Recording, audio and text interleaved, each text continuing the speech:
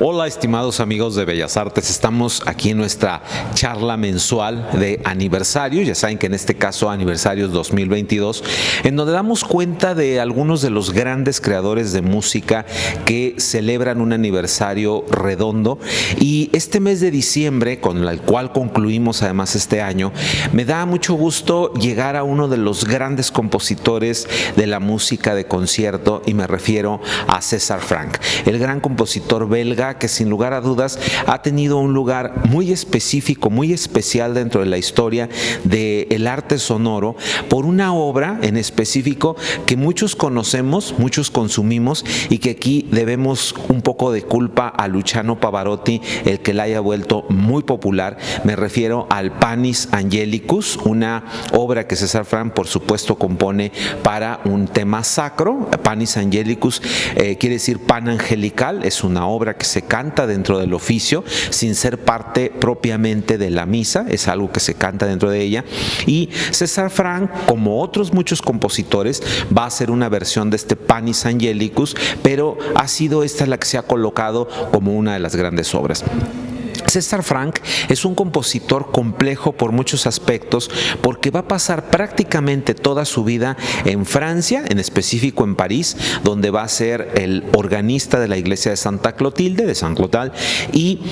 va a haber un fenómeno muy importante. Él nace en Liege o Lieja, en Bélgica, actualmente diríamos Bélgica, pero no podemos olvidar nunca la liga que hubo entre Bélgica y Francia, al grado de que en un momento era parte del mismo reino, y siempre hubo una cuestión muy importante. Ciertos grupos de gente belga se negaban a hablar en francés, se negaban a tener una cultura francesa, y de alguna manera mantuvieron su cultura. Esto pasó con los valones, era una gente que vivía en esta zona en específico, muy cercana a Lieja, y ahí César Franck va a absorber esta cultura valona, por supuesto, y en la descripción que hace su primer biógrafo decía: el músico francés más musical, pero el músico valón más representativo, porque de alguna manera las obras cumbre de César Franck van a terminar siendo este fenómeno de popularidad.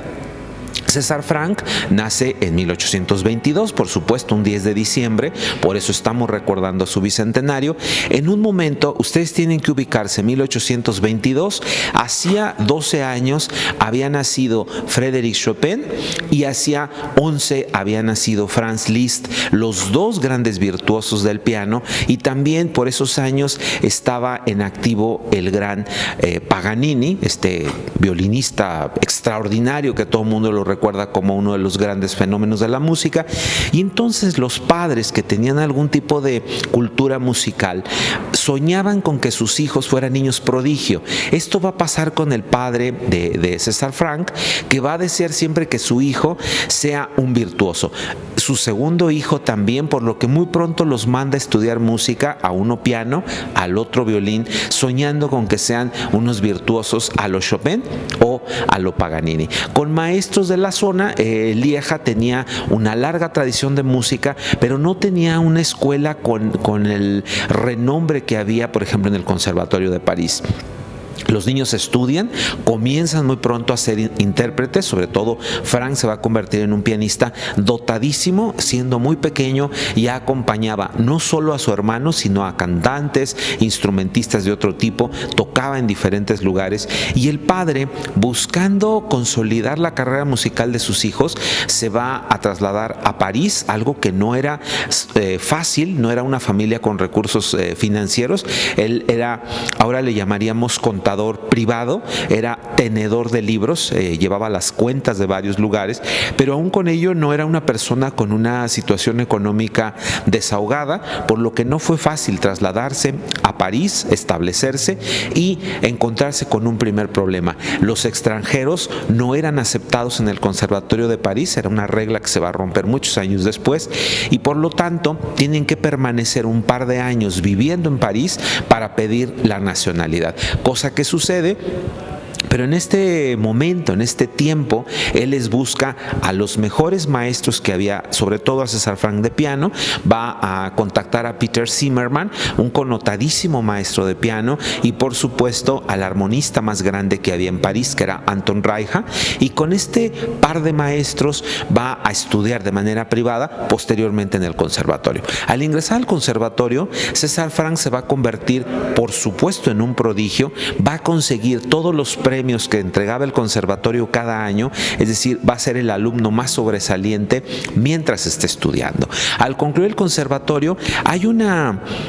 momento ríspido en la vida de César Franck con su padre, porque él se enamora de una actriz y, por supuesto, contrae matrimonio con ella ante el enojo de su padre, que pensaba que era pues la conclusión de su carrera como virtuoso. Cosa que sucede, puesto que César Franck va a bajar mucho su producción musical. Ya había empezado a componer música, pero va a tener que detenerse porque hay que trabajar para esta familia que está formando. Va a tener 4 hijos, 2 de ellos mueren a edad muy temprana, y entonces esta actividad fabril, por decirlo, esta actividad de tener que trabajar para obtener un dinero, detuvo de alguna forma su vida compositiva. Finalmente,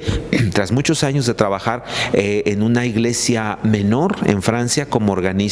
va a conseguir el puesto en Santa Clotilde, y tras ello va a obtener el puesto de maestro de órgano y posteriormente de armonía en el Conservatorio de París, lo que le va a dar una estabilidad económica que va a redundar para nosotros en música de verdad maravillosa. Siempre se ha hablado que la obra de César Franck es espléndida, es maravillosa, porque es una obra madura. César Franck trabaja a partir de los 30 años estas nuevas producciones, estas nuevas formas de hacer música, aunque ya había trabajado casi todas las estructuras. Había hecho sonatas, había hecho música de cámara, algunos tríos y algunos cuartetos, había hecho bastante música vocal y por supuesto música para órgano. A partir de esta segunda etapa, que algunos dicen la madurez de César Franck, va a empezar a componer obras que son verdaderos prodigios. Las variaciones sinfónicas para piano y orquesta, que será sin lugar a dudas la obra más representativa de las grandes obras que compondrá César Franck. Su sinfonía, que también es una de las obras que más se tocan, pero hay que decir que la producción de Franck, la más importante, van a ser sin lugar a dudas los oratorios, una forma musical que, si bien parecía barroca, se recupera durante el siglo XIX, pero estos oratorios ya no son sacros, son oratorios que tienen poesías dedicadas a la naturaleza, al humanismo, a muchas cosas. Entonces César Franck va a influir de manera decisiva en el gran oratorio del siglo XIX, y que va a ser uno de los productos más redondos, más maduros de lo que nosotros llamamos música orquestal sinfónico coral. Estas obras que requieren enormes masas sonoras, estamos hablando de toda una orquesta, estamos hablando de un coro monumental y habitualmente de solistas. Pero creo que si nosotros necesitáramos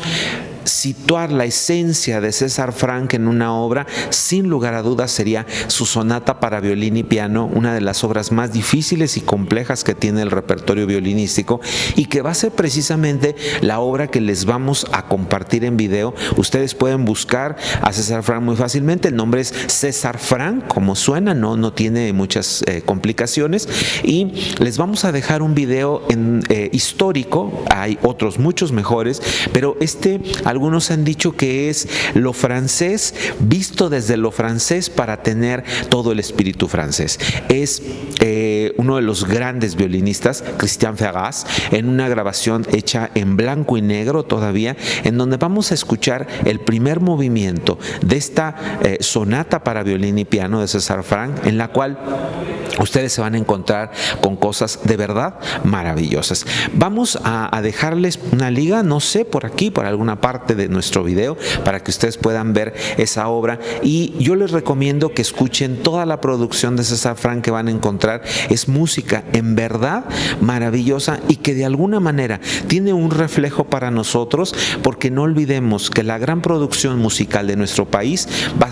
a ser a partir del siglo XIX y va a tener un influjo totalmente francés, por lo que mucha de nuestra música va a brevar del espíritu de gente como César Frank. Yo soy Luis Fernando Padrón Briones, les agradezco que me acompañen en estas charlas que tenemos cada mes y les presento la del mes siguiente, en donde también vamos a tener a uno de los grandes compositores franceses, Édouard Laloux, que también será bicentenario y que estaremos platicándoles algunos detalles de su vida, obra y sobre todo el influjo que tienen en la historia de la música.